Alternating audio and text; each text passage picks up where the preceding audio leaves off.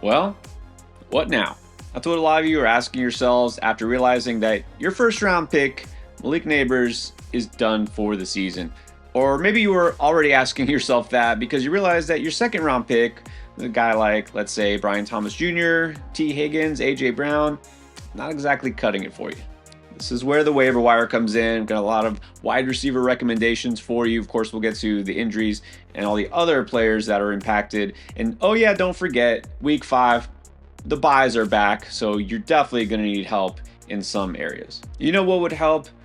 Subscribe to this channel. That helps us out a lot because for some reason, almost 70% of our viewers aren't yet subscribed. If you find any value out of what we give you, try to help you win every week in fantasy football, just click that subscribe button. It takes a second and it helps us tremendously. And you'll get notified if you turn on notifications as soon as we do our live streams where we answer your questions to help you win. We're almost to 100,000 subscribers. Help us get there by subscribing. All right, before we look for help on the waiver wire, let's break down exactly what the injuries are, starting, of course, with the big one. I mean, it was already a brutal season for the Giants. It's like just when something good was happening, got Jackson Dart debuting, the Giants actually somehow won this game against the Chargers, a tough opponent, and none of that feels any good after hearing what happened to Malik Neighbors. I mean, if you saw that injury happen, you knew it's a non-contact injury. He was going up, and you could just tell by the look on his face, holding his knee. We all knew exactly what it was going to be, and sure enough, it's going to be an ACL tear. He is done for the rest of this season. Yeah, there goes potentially the #1 wide receiver in all of fantasy. Obviously, there's no way to sugarcoat this. You drop Neighbors, you move on. You need to get help from the waiver wire. Make some trades. That's also where the Draft Lane app comes in. You can ask us questions, and we'll try to figure out what you can do here. Doesn't mean you give up on your season, right? Just means you try to work around it. Now, as far as the Giants' offense, there's also no easy fix for this. I'll talk about this a little bit later. A guy that I think would be the prime beneficiary, but let's go on to the rest of the injuries first. Other one that might also alarm you is the fact that Lamar Jackson left the game with a hamstring injury, but this one really shouldn't worry you too much because, first of all, it was hard to tell that this even happened. If you saw him go down, no apparent injury that we could see, and he just kind of walked off to the sideline and then didn't come back. Cooper Rush came in, and look, the gut feeling I had is exactly what I saw confirmed on social from, outside observers. Again, no official word here, but this was the end of the third quarter in a game where they were already getting housed by the Chiefs. It's most likely that they just did this out of abundance of caution. They're like, we don't need to risk it with Lamar. I mean, the game was pretty much already not in doubt, so I don't think this will hold him out. Lamar's probably going to be good to go for next week, but obviously we need to make sure of that. And one thing you never know about is 49ers and especially the wide receivers this year. So both receivers, Ricky Pearsall, Juwan Jennings, were back for this game, as was Brock Purdy. And both receivers at one point exited. Now, Juwan Jennings took a hard shot to the ribs on a 2-point conversion, which he converted. He left, but then he came back in, so he's fine. Ricky Pearsall, kind of the same situation. He landed hard on his knee, which is actually a different knee than the one that you heard about in practice throughout this week. He did come back in the game, but then he left again, and he was kind of testing on the sideline. So there's another situation where we don't know exactly what's going on here. How good is he going to be? You're going to have to check the injury report throughout the week again. And then Cedric Tillman for the Browns left with a hamstring injury, did not return to that game. There's another Browns receiver who did step in his place and actually might be worth your attention in a deep enough league. Falcons receiver Darnell Mooney also left with a hamstring injury. Remember, Mooney didn't play the first game of the season because of a shoulder injury. Now he's got something different here with a hammy. This doesn't really matter too much for the Falcons because they are one of the teams that will be off on week 5. And then in that early game over in Ireland, the Steelers lost Calvin Austin to a shoulder injury. And this one does seem like it might be serious. It said he was taken by ambulance. So we'll have to get some clarification here. I have not gotten any official word on how severe that is. Steelers are also on bye next week, as it turns out. Not that you should be wanting to start Calvin Austin anyways, but that explains why DK Metcalf got so much attention. If you did pick up Calvin Austin and you want to let him go, I think this is the appropriate time. So who do you pick up in their places? A lot of receivers banged up this week. And again, 4 teams are going to be off. You're going to need some help, or at the very least, stash some players that are now flashing more upside. All right, here we go. As always, going to start with some of these players that are more highly rostered across fantasy leagues. Yeah, I know in those deeper leagues, these guys aren't out there, but Number one, you never know. Number two, these guys get dropped all the time. Again, I'm not kidding you. We had not one, not two, but at least 3 different viewers that I can remember telling us on live streams that they dropped Drake London before week 4. And I shook my head every time. I like, look, if that's how you're going to play, you get what you deserve here. Don't do that. But I guarantee you some of these players are available even in your 12-man league. So always check, not just before waivers run, but after. So let's start with a player that had a nice season debut, Jordan Addison of the Minnesota Vikings. And look, for some leagues, and it depends on how your settings work and all that, like he was not hurt, he was suspended, so you can't put him on IR, but some leagues do allow that, or they have some sort of a suspended slot, or I don't know. But look, bottom line is not everybody was able to stash Jordan Addison, and when he did come back this week, some managers had to make that tough choice. Do I keep Addison or go with the guy that I just picked up off waivers or I've been rolling with, or it's a shallow league? So there is a chance you can get Jordan Addison. I mean, he's available in about 20% of most platforms here. And if he is out there, you got to get him. Not just because he had a nice game, which he did. I mean, he had 114 yards on just 4 catches. The vast majority of that came on that one play that really should have been a touchdown. Like it really should have. That 81-yard play where he was tackled at the 1 by a linebacker who caught up to him, no less. And look, this guy's not in midseason form, so we'll give him the benefit of the doubt. He will get better, and he will get more involved. Will Carson Wentz get better? Well, that's a different question. But at the very least, Carson Wentz, even in his current form, was able to get Jordan Addison and Justin Jefferson the ball. These guys both had big fantasy games, so that should erase any doubts about Addison's fantasy viability. So I won't go so far to say he's like a must roster in every league 100%, but he's not too far off. Another well-known name, even better, that I know was dropped in some leagues last week too, and I understand. Stephon Diggs had done nothing the last couple of weeks. After having a pretty nice week 1, we saw other receivers get involved. We saw no receivers get involved. We don't know what's going on with his Pats offense on a weekly basis. I can't say that that will change. I mean, this is not going to be a predictable offense in terms of target share, but it still just seems logical that Stephon Diggs is the number 1 receiver. You know, we haven't seen Kayshon Boutte do anything really since week 1 other than catch 1 touchdown on 1 grab a couple weeks ago. So Stephon Diggs now, this is 2 games where he's been leading the team in target share. In week 4, he finished with 101 yards on 6 receptions, 7 targets this game. Again, that's his second game with 7 targets and a 41% target share. This is another player who is going to get better as the season goes on. And you know Diggs is coming off a season-ending injury. So with a guy who's now on the other side of 30, you know, missed a lot of time, it's just going to take a little bit longer for him to really get back to full capacity, and looks pretty close to it if you see how he performed this past game. Now, talking about players who get dropped, and you might be shocked that that happens. I mean, I will not be surprised if we start to see some teams dropping Jameson Williams, because, I mean, he's the guy who's been doing the dropping already, right? I mean, how is it possible that so far, not only Jameson Williams has taken a step back from last year, we thought it would be the opposite, right? Get more involved. He's only caught 10 passes on 20 targets so far. Week 4 just now being the worst, 2 receptions on 8 targets. That means in 3 of the 4 games to start the season, J-Mo's been under 50 receiving yards, right? 1 game that was actually of use to fantasy managers because of that 1 long touchdown. And sure, we know he's kind of a boom bust type of player. We know that, but we've got a lot more bust than boom so far. And it's not the offense, and it's not Goff. It's this Lions offense is rolling. They are scoring points pretty easily, and J-Mo's just not been part of it. And yet, I think you have to hold out hope for him. A couple of reasons. He's still right now among the leaders of all receivers in air yards. And yeah, sometimes unrealized empty air yards doesn't do anything for you, but he's still getting the opportunities. I mean, there's no reason, no tangible reason for him to not be catching the ball here. I just think it's going to click eventually, and it might start in week 5 because it gets to play the Cincinnati Bengals, and that defense is no good. We know that. If someone in your league is fed up with J-Mo and they drop him, I would be quick to snatch him up. I'm not saying you have to roll him out in week 5, but it wouldn't be a bad idea given the matchup. And for those of you still playing the streaming QB game, don't worry, I get it.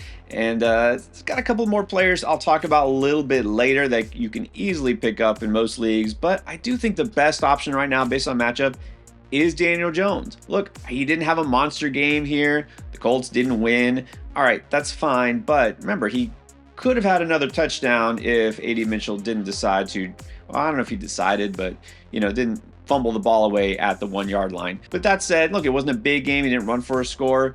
He'll get better. That was a tough matchup against the Rams. We knew this. It's a much better matchup because he gets the Raiders this week. And the Raiders, bottom 10 versus the quarterback in fantasy terms, and they honestly haven't faced a lot of really tough quarterbacks. Let's be real here. Jones entered week 4 as the QB4 overall in fantasy. It's not going to hold up to that level, but at the same time, I don't see why he can't hang around as a QB1 for fantasy, meaning top 10, top 12. So if he's out there, and look, maybe he does get dropped as well in some leagues here, I think he should be your top choice. All right, now those waiver wire ads where in your competitive and deeper leagues, you're going to have to do battle to try to pick these guys up. There's one name that clearly stands above all the rest. And no, it's not Kenneth Gainwell.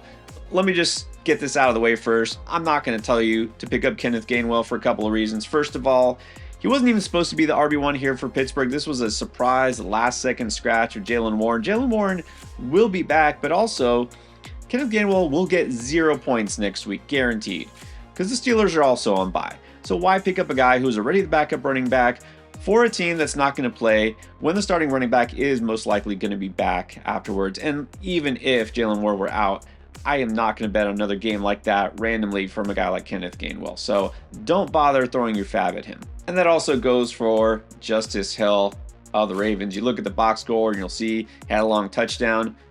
Let's not do this again. Every year it seems like there's this random game where Justin Hill breaks off a long touchdown or puts up a few fantasy points for whatever reason. This only happens when the Ravens are losing, which doesn't happen all that much, right? I get it. Henry has been fumbling. He didn't have a good game. Justice Hill did something. It doesn't matter. The Ravens will not be losing in most of these games. Justice Hill is not worth even a roster spot. Hill's touchdown came with like 2 minutes left at the end of the game in garbage time. It was a dump off. He took it to the house. He entered this game with -7 rushing yards. Again, I'm going to reiterate this so that it's clear for everybody. Do not bother picking up Justice Hill. If you're going to throw your fab at a running back, use that top waiver claim, or just see if you can get some help. First of all, a running back, we'll get into receiver later still.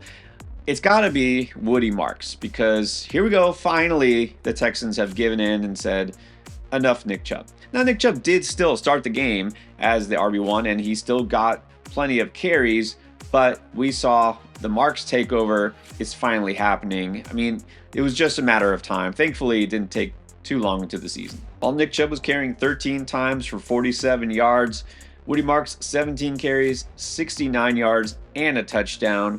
And look, we knew his value would primarily be as a receiver out of the backfield. That's kind of his specialty, or he was a very good pass catching back in college, and we knew that the Texans would use him that way because that's also something Nick Chubb is not good at. He did that also, not only being their best runner this week, but he was good as a receiver. 4 catches, 50 yards through the air, and a receiving touchdown. Now, on the one hand, we have to acknowledge Nick Chubb is still there. Like, he didn't get hurt. He's not done for the season. He will still get enough carries to be annoying here. But again, Marks looks like he's the 1A, and again, he's going to be the one catching passes out of the backfield. This offense needed something.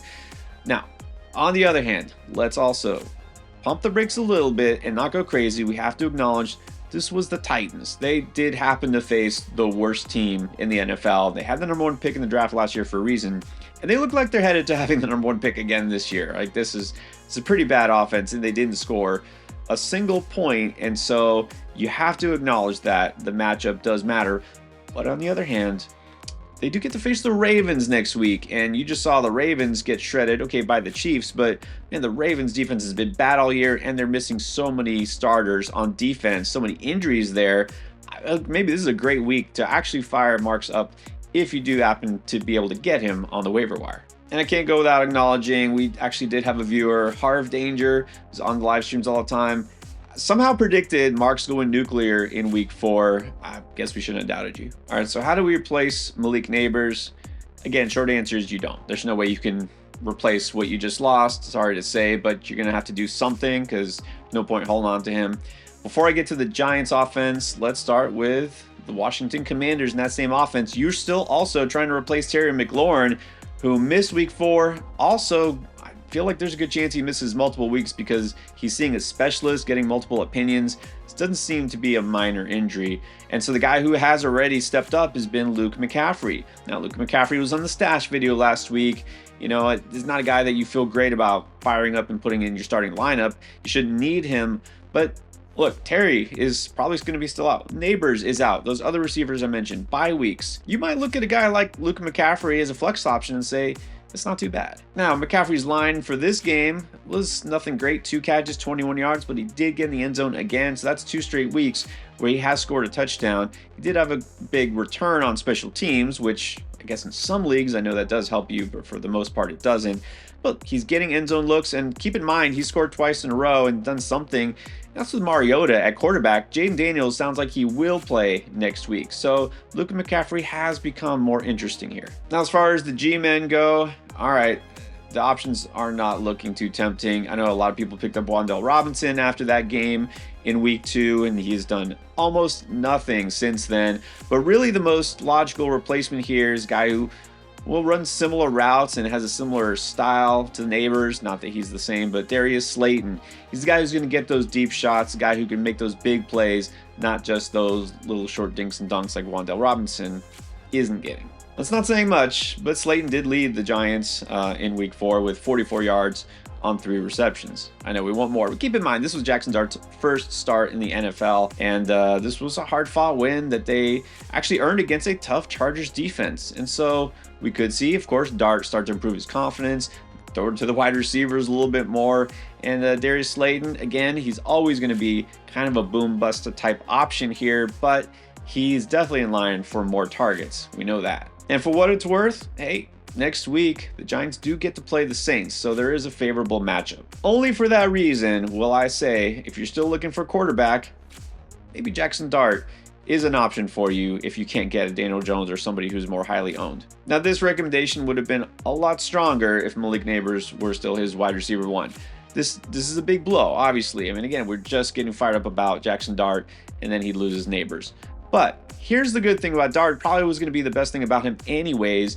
You know, something you're not getting from Russ too much is that rushing upside, right? Jackson Dart was the main guy here, other than Cam Scatterbo still looking good, but nobody else is involved as a runner. Man, Dart was doing almost as much running as he was passing. In his debut, Dart completed 13 of 20 pass attempts. He had 10 rushing attempts and made the most of it, 54 yards and a rushing touchdown.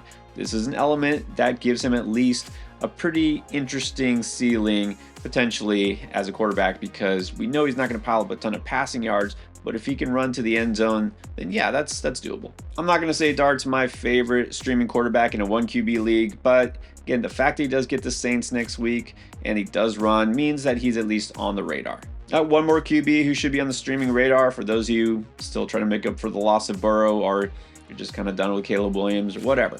All right, so let's look at Sam Darnold here. Again, also didn't put up big numbers in week 4. That was a Thursday night, right? Short game against a decent defense in Arizona. Should do much better this week based on the matchup. Seattle's going to be back at home, where so far Darnold in his new home, his latest one, has a 116 QBR, couple touchdowns, no interceptions yet, and facing the Bucs. And this is a good matchup for him specifically because Tampa Bay is, for the most part, a pass funnel defense.